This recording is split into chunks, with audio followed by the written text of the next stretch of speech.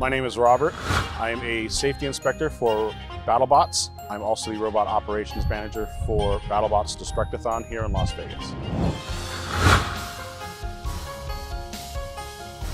So if you notice on the TV show, there's a lot of people who use a particular type of spinner orientation, but to me, a push bot, which is kind of like overkill in the live show, is a very counter robot to that type of to a vertical spinner, smashing them into the walls, smashing them into the hammers.